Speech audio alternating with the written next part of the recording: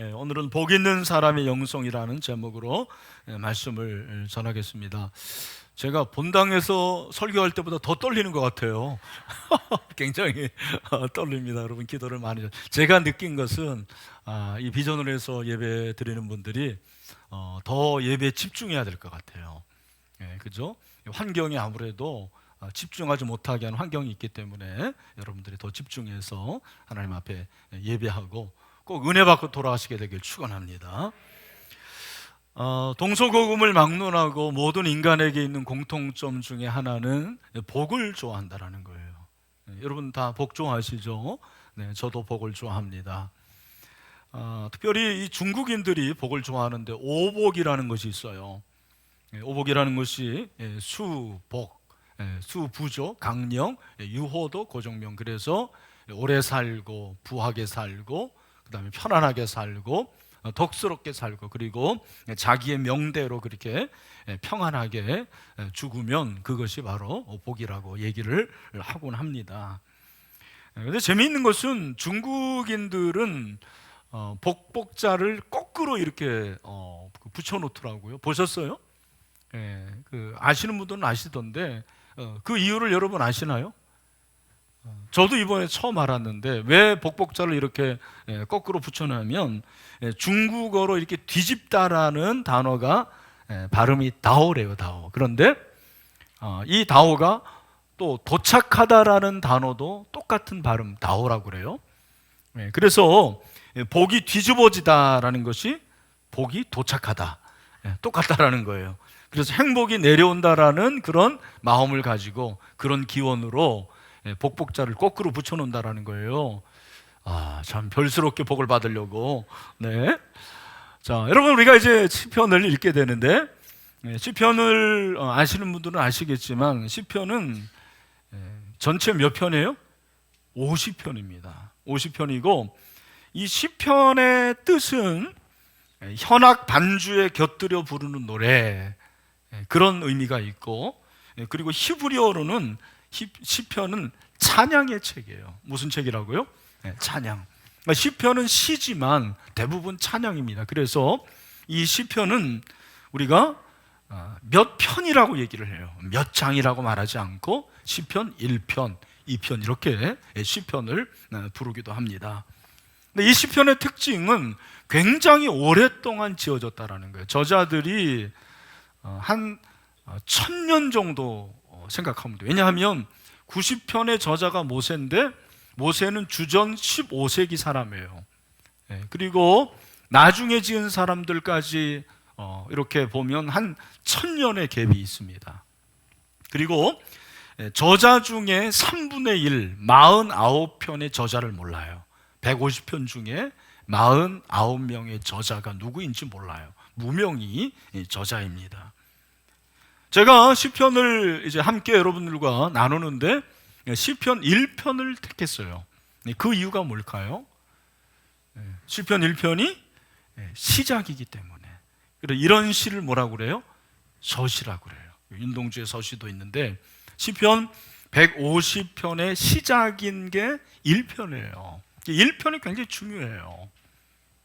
여러분 책을 읽을 때도 항상 뭐를 읽어야 돼요? 서문을 읽어야 돼요. 서문에는 저자의 의도 그리고 저자가 주장하고 싶은 논지 이런 것들이 기록이 되어 있습니다. 여러분 설교도 서론이 중요해요. 서론부터 조는 사람은 끝까지 줍니다. 그죠? 서론을 잘 들으셔야 돼요. 여러분 서론 잘 들으시길 바랍니다. 시편 150편 중에 1편이 서신데 그 1편의 1절 그리고 그 1절의 첫 번째 나오는 단어가 뭘까요? 맞습니다. 뭐라고요? 복이에요. 복. 복이 바로 처음 나오는 단어예요. 여러분 다 알고 계셨죠? 저도 알고 있습니다만 이번에 설교를 준비하면서 시편이 150편이고 그 150편의 시작인 1편의 초성 첫 단어가 복이라는 것이 예사롭지 않았어요. 그것이 저에게 새롭게 다가왔습니다. 이유가 무엇일까? 시편의 주제가 사실은 복이고 1편의 주제가 뭐라는 거예요? 복이에요. 복 있는 사람이 어떤 사람인가. 그러니까 시편 전체는 복 있는 사람들이 하나님께 부르는 노래가 바로 시편이에요. 여러분, 복이라는 것을 우리가 뭐 여러 가지 생각할 수 있지만 성경에서 나오는, 특별히 구약에서 나오는 복은 두 가지 단어를 사용합니다. 하나는 따라합시다. 바라크. 바락하는 게 아니고 바락입니다. 그리고 또 하나는 뭐냐면 아쉐라라는 단어입니다. 아쉐라라는 단어. 여러분, 바락과 아쉐라라는 이 단어는 서로 좀 다른 의미가 있습니다. 바락이라는 단어는 어떤 의미냐면 하나님께서 주시는데 하늘로부터 내려오는, 어떻게 보면 일방적인 복이에요. 그걸 우리는 은혜라고 얘기하고 긍휼이라고 말하기도 합니다. 저와 여러분이 바락의 은혜를 받았는데, 그런 복을 받았는데 그것이 무엇입니까? 그것이 바로 구원의 은혜죠. 저와 여러분은 모두 다 구원의 은혜를 받았습니다. 이것은 복입니다. 그런 의미에서 여러분 모두 한 사람도 예 없이 예수 그리스도를 구세주로 영접한 사람은 복 있는 사람인 줄 믿습니다. 근데 또 하나의 복이 있는데 그것은 아쉐르라는 복이에요. 이 아쉐르라는 복은 여기 나와 있지만 하나님과 내가 인격적 관계를 통해 하나님이 주어 주시는 복, 이것을 우리는 신앙과 믿음과 연관으로 할 수가 있어요. 그 말은 내가 열심히 믿고 그리고 내가 하나님 앞에 온전한 신앙을 가질 때 하나님께서 주시는 복이 바로 아쉐르의 복이에요. 여러분, 그렇다면 제가 한 가지 질문을 해보겠습니다. 여러분들의 실력을 좀 믿고 질문을 해볼게요. 그러면 시편 1편 1절에 나오는 이 복은 바라크의 복일까요? 아쉐르의 복일까요? 예? 예. 자신 있게 말씀하십시오. 뭐예요? 아쉐르예요, 아쉐르. 이 아쉐르의 복, 하나님께서 어떤 사람에게 복을 주시는가? 우리가 어떠한 믿음을 가지고 어떤 신앙의 태도를 가질 때 하나님께서 복을 주시는가가 기록이 되어 있는 것입니다. 오늘 이 말씀을 듣는 저 여러분 모두가 하나님이 주시는 이 아쉐르의 복을 받을 수 있게 되기를 주님의 이름으로 축원합니다. 1절입니다. 우리 1절 말씀을 다 같이 한번 읽어보겠습니다. 시작. 복 있는 사람은 악인들의 꾀를 따르지 아니하며 죄인들의 길에 서지 아니하며 오만한 자들의 자리에 앉지 않아요. 여러분, 시편은 외워야 돼요. 특별히 1편은 외우십시오. 복을 받으려면 이 정도 노력을 해야 되잖아요. 그죠? 물론 뭐 외운다고 복 주시는 건 아니고, 안 주신 외우지 않는다고 복 주시지 않는 건 아닌데 외워야 된다고 생각해요. 그죠? 제가 그런 생각했는데 도종환의 접시꽃 당신을 외우면서 시편 1편을 못 외운다라는 거 좀 그렇지 않나라는 생각이 듭니다. 자, 여러분, 여기 악인들의 꾀 그랬는데 이 꾀라는 것은 여러분 생각하는 꾀가 아니에요. 여기서 꾀라는 것은 어떤 의미가 있냐면 생각, 지식, 의지, 경험, 욕심, 이런 것들이 꾀예요. 여러분, 복 있는 사람이 악인들의 꾀를 따르지 않는다라는 것은, 복 있는 사람은 악인들의 생각, 악인들의 의지, 악인들의 지식, 악인들의 경험, 악인들의 욕심을 따르지 않는다라는 것을 말합니다. 이 세상에는 꾀가 참 많아요. 그죠? 근데 그 꾀는 대부분 악한 것이 많더라고요. 제가 보니까 악한 꾀가 많아요. 제 주변에 이 보이스피싱으로 손해를 본 분이 그런 얘기를 해요. 자기는 주변에서 보이스피싱으로 이렇게 손해를 당했다는 얘기를 들으면 코웃음 치고 바보 같다고 생각했대요. 그런데 정작 자기 자녀가 외국에서 공부하는데 지금 큰 위험에 처해 있다, 빨리 송금해라 그러는데 앞이 노랗더래요. 그래서 바로 송금했대요. 그게 꾀예요, 여러분. 꾀에 빠진 것입니다. 여러분, 저는 참 어떻게 그 사람들이 그런 생각을 했는지 모르겠어요. 그 악한 꾀로 수백만 원, 수천만 원을 그냥 꿀꺽하지 않습니까? 이야, 대단히 머리가 좋다. 여러분, 그리스도인은 그러면 안 돼요. 복 있는 사람은 악인들의 그러한 꾀를 따르지 말고 의인들의 길을 가야 됩니다. 잠언서 21장 15절, 정의를 행하는 것이 의인에게는 즐거움이요 죄인에게는 패망이니라. 아멘. 또한 복 있는 사람은 죄인들의 길에 서지 않습니다. 여러분, 죄인들, 여기 죄인들은 죄를 범하는 사람, 그런 의미도 있지만 여기서 말하는 죄인들은 그릇된 삶의 목표나 방향을 말하는 거예요. 그렇게 삶의 목표와 방향이 그릇된 사람들이 죄인들입니다. 여러분, 제가 자주 말씀드립니다만 속도보다 중요한 게 뭐예요? 방향이에요. 방향이 중요한 거예요.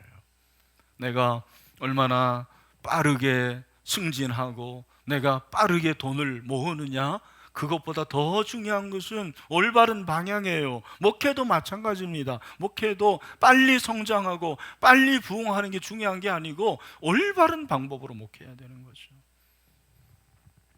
그래서 시편 37편 16절에 보니까 의인의 적은 소유가 악인의 풍부함보다 낫도다 그랬어요. 우리 사랑하는 형제자매 여러분, 여러분들 악인들의 길에 서지 마시고 의인들의 길에 설 수 있는 그런 은혜가 있게 되기를 주님의 이름으로 축복합니다. 또한 오만한 자들의 자리에 앉지 않는다. 오만한 자는 하나님을 모독하고 하나님을 모욕하는 자들입니다. 하나님을 회방하는 자입니다. 여러분, 절대로 하나님을 모독하지 마세요. 여러분의 남편들 중에서 믿지 않는 남편들, 교회에 대해서 욕하는 건 모르겠어요. 그런데 하나님에 대해서 욕하면은 여보, 제발 하나님에 대해서는 뭐라고 하지 마, 얘기하셔야 됩니다. 여러분의 자녀들도 마찬가지입니다. 여러분, 하나님은 살아계신 하나님이십니다. 우리가 그 하나님을 공경해야 되죠. 공경하지는 못할 망정 하나님을 모독하고 하나님을 모욕하면 안 되는 것입니다. 여러분, 우리가 지금 복 있는 사람의 모습을 이렇게 악인들의 꾀를 따르지 아니하고 죄인들의 길에 서지 않고 오만한 자들의 자리에 앉지 않는다고 그랬는데, 이 세 가지를 하나로 묶으면 뭐가 되겠습니까? 이게 뭐예요? 어떤 공통점이에요? 그 말은 복 있는 사람들은 올바른 길을 간다라는 거예요. 어떤 길을 가요? 올바른, 넓은 길이 아니에요. 여러분, 그 길이 아무리 좁아도 그 길을 가는 거예요. 올바른 길을 가는 것입니다. 여러분, 여기서 이 복이라는, 아세르라는 단어는 뜻이 어떤 의미가 있냐면 똑바른 길로 나아가다, 올바른 것, 그런 의미가 있어요. 예수 믿으면서도 올바른 길을 가지 않고 편안한 길, 넓은 길, 그런 길을 가기를 원하는 분들이 있어요. 하나님은 그것을 원하지 않습니다. 성공하는 거, 건강한 거, 자녀가 잘 되는 거, 여러분 좋은 거예요. 저는 여러분들이 축복을 받게 되기를 소원합니다. 그러나 그것이 올바른 길이 돼야 돼요. 올바른 방법이 돼야 됩니다. 올바른지 아는데 잘 되는 것이 복이 아닙니다. 그것은 저주일 수도 있고요, 망하는 지름길일 수도 있어요. 자기 딸을 서울대학교 보내려고 시험 문제를 빼내는 그런 어리석음이 우리 가운데 있는 거예요. 설사 서울대학교 들어가더라도 여러분, 그 딸이 행복할까요? 그 사실을 아는데 아버지를 존경할 수 있겠습니까? 그 딸이 올바르게 살아갈 수 있겠어요? 그럴 수가 없는 거죠. 여러분, 주님께서는 좁은 길을 가라 그랬어요. 넓은 길을 가라 그랬어요. 말씀하시지 않았어요. 좁은 길 갈 수 있는 여러분이 되시기를 주님의 이름으로 축원합니다. 그럼 우리가 어떻게 올바르게 살아갈 수 있는가? 우리가 어떻게 올바른 길을 갈 수 있는가? 오늘 시편 기자가 우리에게 말씀하고 있어요. 우리 3절 말씀을 다 같이 한번 읽어보도록 하겠습니다. 3절입니다. 시작. 그는 시냇가에 심은 나무가 철을 따라 열매를 맺으며 그 잎사귀가 마르지 않음 같으니 그가 하는 모든 일이 다 형통하리로다. 아멘. 여러분, 여기서 그는 시냇가에 심은 나무가 철을 따라 열매를 맺으며 그 잎사귀가 마르지 아니함 같으니, 그렇게 말씀했는데, 이 시인은 이 3절을 말하기 전에 아주 중요한 것을 말씀했습니다. 그것이 무엇이면 바로 2절 말씀이에요. 여러분 2절 말씀을 알아야지 3절을 이해할 수가 있는데, 우리 2절 말씀을 다 같이 한번 읽어보죠. 시작. 오직 여호와의 율법을 즐거워하여 그 율법을 주야로 묵상하는, 여기 율법이 토라예요. 이것은 하나님의 말씀을 말하는 것입니다. 복 있는 사람은 올바른 길로 가는데, 올바른 길로 갈 때 그 올바름의 기준이 뭐냐면 하나님의 말씀이에요. 근데 그 말씀을 즐거워한대요. 그 말씀이 제일 재미있는 거예요. 여러분, 뭐가 재미있습니까? 여러분의 인생에서 즐거운 것이 무엇입니까? 즐거운 것은 아무리 해도 지겹지 않아요. 그 게임에 이렇게 중독된 친구들 얘기 들어보니까 밥 안 먹고 잠 안 자고 며칠간 하더라도 지겹지 않대요. 왜? 즐거워하니까. 제가 우리 국민들 보니까 요즘에 즐거워하는 것이 크게 두 가지인 것 같아요. 하나는 여행, 하나는 먹는 거. 방송이 대부분 뭐예요? 틀면 여행 가는 거, 그 다음에 먹방. 제가 보니까 제일 잘 되는 거는 여행 가서 먹는 방송. 제일 잘 되는 거예요. 여러분, 즐겁죠. 저도 여행 가면 좋아요. 먹는 것도 즐거워요. 그러나 그것은 영원한 것이 아닙니다. 우리를 행복하게 할 수는 있지만 우리를 복되게는 못해요. 이것이 중요한 것입니다. 하나님의 말씀을 내가 즐거워하는가? 하나님의 말씀이 참 내가 너무너무 좋은가? 복 있는 사람의 영성이에요. 제가 요즘에 참 감사한 것은, 우리가 이제 성경 일독을 하는데 가족들이 저를 만나면 그런 얘기를 해요. 목사님, 제가 성경 처음 읽습니다. 그런데 솔직히 말해서 성경 되게 재미없어요. 그럼 성경 재밌어요? 네, 성경 재미있는 분들은 네, 존경합니다. 성경이 어렵고 재미없어요. 그런데 목원 식구들 같이 하니까 괜찮고, 특별히 부부가 이렇게 성경을 읽으니까 좋다라는 거. 왜? 네, 아내가 격려를 하고 못 읽으면은 지청구를 하는 거예요. 지청구에 뭔지 아세요? 충청도 사투리도 잔소리입니다. 지청구를 계속 하는 거예요. 그러니까 읽는데, 여러분 놀라운 것은 읽으면서 맛이 난다라는 거예요. 재미가 있다라는 거예요. 하나님의 말씀의 맛이 이거구나. 그 말씀을 내가 읽는 가운데서 하나님의 음성을 듣게 되고, 설교도 들려요. 여러분, 설교 안 들린 사람 왜 안 들릴까요? 말씀이 없기 때문에 그래요. 말씀이 있는 사람은 하나님의 말씀이 들리게 됩니다. 그 사람은 또한 하나님의 말씀을 묵상한다. 여기 묵상은 되씹는다라는 거예요. 소가 되새김질 하는 것처럼 자꾸 반복하는 것을 말합니다. 여러분, 그렇습니다. 하나님의 말씀은 자꾸 묵상하고 되씹어야 돼요. 제가 그런 생각을 했어요. 우리 교회는 서리 집사를 임명할 때 앞으로 신임 서리 집사는 자격을 성경 일독을 한 사람만 서리 집사로 임명해야 되겠다. 마음만 먹었어요. 지금 일단 하겠다는 말은 아니고, 그만큼 하나님의 말씀을 즐거워해야 돼요. 하나님의 말씀을 묵상해야 돼요. 여러분, 하나님의 말씀 묵상하는 사람은 하나님께서 은혜 주시고 복을 주시고 하나님께서 형통하게 하는 그런 복을 줄 줄로 믿습니다. 근데 여기 문제가 있습니다. 그것이 무엇이냐면, 우리가 하나님의 말씀을 듣고 하나님의 말씀을 묵상하는 데 있어서 그 목표가 뭐냐면 열매를 맺는 거예요. 아무리 읽고 아무리 묵상해도 열매를 맺지 못한다면 그것은 사실은 반쪽이에요.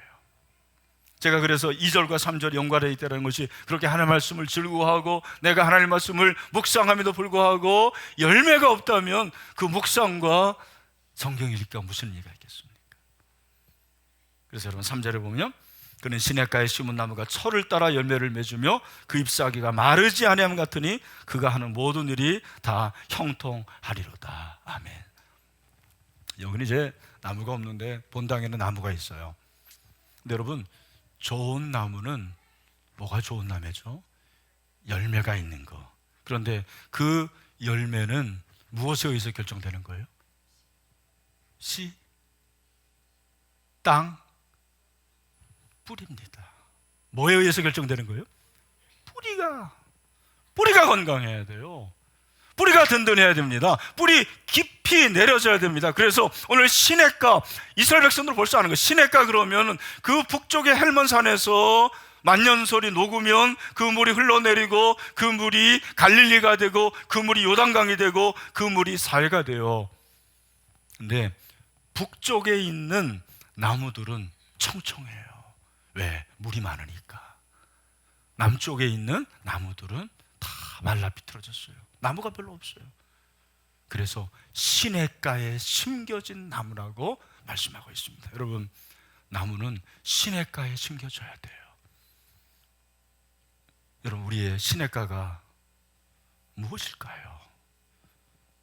저는 여러분들이 하나님 안에 심겨진 나무들이 되시길 바랍니다.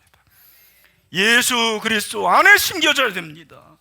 예수님께서 말씀하셨어요. 요한복음 15장 4절, 내 안에 거하라 나도 너희 안에 거하리라. 가지가 포도나무에 붙어 있지 않으면 스스로 열매를 맺을 수 없음 같이 너희도 내 안에 있지 아니하면 그러하리라 말씀하셨습니다. 여러분, 예수님 안에 붙어 있기를 바랍니다. 예수님 안에 있어야 돼요. 우리의 생각과 우리의 언어와 우리의 모든 행동이 그리스도 안에 있게 되기를 소원합니다. 그럴 때 열매를 맺을 수가 있는 거예요. 그 사람 복 있는 사람이에요. 그렇게 되길 바랍니다. 고린도서 2장 6, 7절, 그러므로 너희가 그리스도 예수를 주로 받았으니 그 안에서 행하되 그 안에 뿌리를 받으며 세움을 받아 교훈을 받은 대로 믿음에 굳게 서서 감사함을 넘치게 하라. 여러분, 사실은 보이지 않는 것이 더 중요할 수가 있어요. 열매는 보이지만 보이지 않는 것은 뿌리인데, 하나님의 관심이 열매에 있지만 사실은 여러분, 중요한 것이 무엇이냐면 보이지 않는 것입니다. 그러니까 우리 이제 그 사람이 신앙이 좋다는 것을 보이는 것으로 판단하잖아요. 그래서 얼마나 예배 잘 드리고 또 뭐 전도를 잘하고 그리고 11조를 드리고 뭐 이런 것들인데 물론 중요합니다. 그러나 더 중요한 것은 어쩌면 보이지 않는 나와 하나님과의 관계예요. 여러분, 일주일 동안 하나님과 어떤 관계를 갖고 오셨습니까? 그리스도 안에서 얼마나 주님과 동행하시면서 사셨습니까? 여러분, 뿌리가 깊어야지 흔들리지 않아요.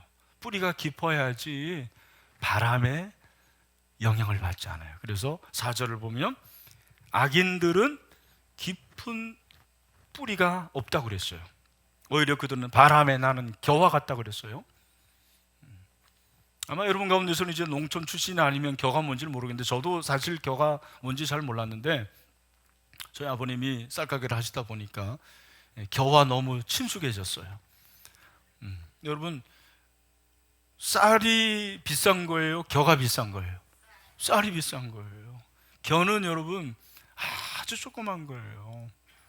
여러분, 쌀을 먹겠습니까? 겨를 먹겠습니까? 쌀 먹어야 돼요. 물론 겨를 먹어야 될 분도 있어요. 어떤 분이에요? 어떤 분도 돈 없는 분 그러는데 아니고, 당뇨병 환자들은 드시면 좋습니다. 근데 여러분, 바람에 나는 겨, 왕겨 있거든요. 그죠? 도종할 때 그 왕겨는 바람만 불면 이쪽 갔다가 저쪽 갔다 그러는 거예요. 신앙이 그러면 안 돼요. 여러분, 저와 여러분의 신앙이 깊은 뿌리를 내리는 그리스도 안에 있는 굳건한 신앙과 믿음이 되기를 바랍니다. 우리의 믿음이 그래야 돼요. 결국 여러분, 이 모든 것은 무엇을 말하냐면 하나님과의 올바른 관계를 말하는 거예요. 깊은 뿌리를 내리는 거, 하나님과 올바른 관계죠. 여러분, 이 하나님과 올바른 관계를 뭐라고 말하냐면 영성이라고 하는 거예요. 오늘 설교 제목이 뭐예요? 복 있는 사람의 영성. 제가 그냥 복 있는 사람 그럴까 하다가 사실은 복 있는 사람의 영성이에요. 이게 신앙이에요. 아까 제가 에실이라는 것이 하나님과 나와의 관계에서 신앙이라고 그랬거든요. 영성이라는 것에 대한 이제 여러 가지 얘기가 많아요. 근데 여러분, 영성이라는 것은 성경에 나와 있는 내용이죠. 로마서 7장 14절에도 나오고 고린도서 2장 13절에도 나오고 에베소서 5장 19절 같은 데 보면 우리 같이 한번 읽어볼까요? 에베소서 5장 19절 시작. 시와 찬송과 신령한 노래를 서로 화답하며 너의 마음으로 주께 노래하며 찬송. 여기 보니까 시와 찬송과 신령한, 이 신령한 게 영성이 있는 그 말이에요. 신령한. 이것의 명사형이 영성이에요. 이 영성이라는 것은 간단하게 말하면 저는 그렇게 생각하고 싶어요. 그냥 하나님과의 관계인데 그 하나님과의 관계에서 반응하는 나의 신앙의 상태가 영성이에요. 그러니까 하나님과의 관계에서 내가 받은 은혜를 반응할 때 그 반응이 기도로도 나올 수도 있고 금식으로도 나올 수 있고 묵상으로도 나올 수 있고 또 때로는 구제로 나올 수 있어요. 이런 모든 것들이 영성이에요. 잘 들으세요. 시편은 150명이라는 저자가 썼지만 그들의 환경은 다 달라요. 그들의 모든 상황은 다릅니다. 대부분 어려워요. 근데 그 어려운 가운데서 그들이 하나님과의 관계에서 받은 은혜들을 그대로 표현한 것이 시편이에요. 하나님의 은혜가 감사합니다. 하나님의 이름을 찬양합니다. 그래서 하나님과의 그 교감을 통해서 주시는 자기의 느낌과 감정을, 신앙을 고백한 게 시편이에요. 오늘 사랑하는 산부 예배를 드리고 특별히 비전으로 해서 예배 드리는 형제자매 여러분, 우리 가운데 하나님과의 관계에서 이런 반응이 나오게 되길 바랍니다. 그렇게 되시길 바랍니다. 그게 복이에요. 그게 많을수록 복이 많은 거예요. 제가 이번 주에 우리 그 신방을 좀 많이 했는데 어떤 형제님이 젊을 때 그렇게 교회를 다녔는데 술을 끊지를 못했다고 그러더라고요. 우리 중에도 그런 분 아마 있을 것 같은데, 근데 이분은 재미있는 게 뭐냐면 술을 끊지를 못하는데 또 교회는 열심히 다니는 거예요. 그래서 술 마시고 전도하고 술 마시면서 교회 다녀야 된다고. 얼마나 힘들었겠습니까? 근데 그 가운데서 이제 술이 이렇게 중독이 돼서 아내도 너무 힘들어하고 자녀들도 힘들어하고 어떻게 보면 내놓은 것이 될 수가 있는 거죠. 근데 좀 우리 신앙은 예정설이 맞는 것 같아요. 선택설이 맞는 것 같아요. 하나님께서 그분을 선택하셔서 몇 년 전에 그분을 만나 주셨어요. 예수님을 만났습니다. 삶이 변하는 거예요. 삶이 변해서 찬송을 하고 진짜 기도하고 술도 끊고 하나님께서 가정도 은혜를 주시고 또 직장도 주시고. 근데 그분이 저에게 이제 고백한 것 중에 정말 제 마음에 남는 게 뭐냐면, 목사님, 제가 진짜 받은 가장 큰 축복은 하나님과 24시간 동행하는 것입니다. 그게 얘기를 하는 거예요. 와, 하나님과 24시간 동행하는 거. 이게 복 받은 거 아닙니까? 하나님께서 돈도 주시고 가정도 회복시켜 주시고 건강도 주시고. 근데 그거 다 있어도 하나님과 동행하지 않고 내 마음대로 살아간다면 그게 무슨 축복이겠습니까? 복 있는 사람의 영성은 하나님과의 관계를 통해서 정말 하나님과 늘 동행하는, 그래서 결국 어떻게 되는 거예요? 하나님께 인정을 받는 사람이 복 있는 사람인 줄로 믿습니다. 할렐루야. 그래서 여러분 6절을 한번 다 같이 한번 읽어봅시다. 우리 본당에 있는 우리 성도님들, 또 3층에 각 곳에 있는 분들, 우리 다 같이 시작. 무릇 의인들의 길은 여호와께서 인정하시나 악인들의 길은 망하리로다. 아멘. 여러분, 하나님이 인정하신 사람이 복 있는 사람이에요. 하나님이 이건희 목사, 나 너를 인정한다. 네가 아무리 힘들고 목회가 안 되더라도 내가 너를 인정한다. 여러분, 복 받은 사람이에요. 여러분 가운데 물질이 좀 부족하고 힘든 분들 있을 거예요. 하나님께서 여러분 인정하시길 바랍니다. 하나님께 인정받으면 그건 복 있는 사람이에요. 우리 자녀가 아무리 내 마음대로 되지 않고 공부를 제대로 못하고 소위 말하는 스카이 대학은커녕 저 서울 상대 아시죠? 서울에서 상당히 먼 대학 그 서울 상대 가도 여러분 하나님께서 인정하시면 여러분 복 있는 사람이에요. 우리 집에 아무리 월세방이고 내가 지금 삶이 힘들고 어려워도 하나님의 인정을 받으면 그 사람은 복 있는 사람이에요.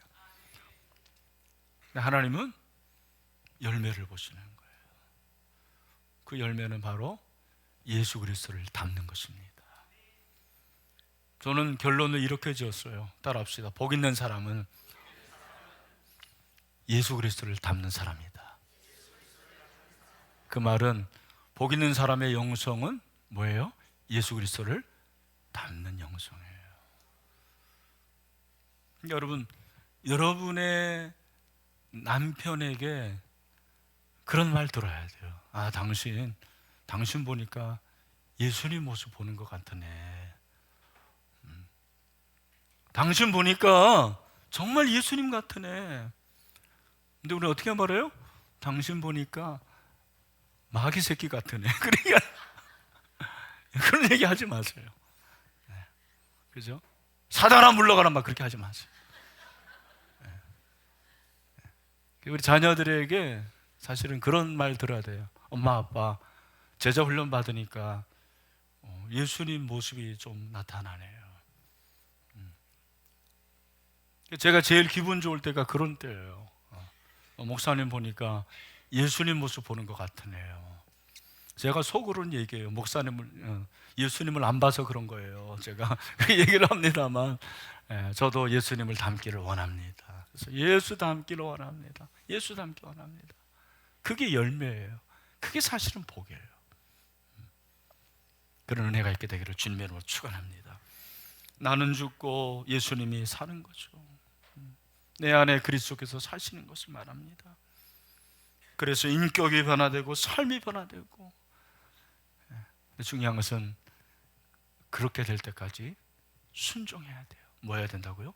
순종해야 돼요. 순종하지 않으니까 주님을 닮지 않는 거예요. 말로만, 생각으로만, 그냥 성경 읽고 묵상하는 것으로 끝나면 안 되는 거예요. 여러분, 지킬 때까지 가르치는 게 제자도예요. 여러분들이 지킬 때까지 순종해 보세요. 성령께서 은혜를 주시기를 소원합니다.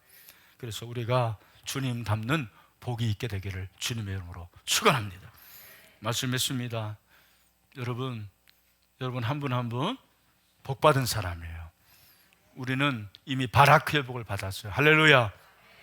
아셀의 복은 나에게 있는 거예요. 여러분 한 분 한 분이 하나님과 올바른 관계를 맺으세요. 죄와 멀리 하셔야 돼요. 좁은 길을 가세요. 그리고 그리스도에게 깊이 뿌리를 받고 그리스도를 닮아가세요. 그 사람은 복 있는 사람이에요. 그 사람의 영성이 복 있는 사람의 영성이에요. 그런 은혜가 있게 되기를 주님의 이름으로 축원합니다.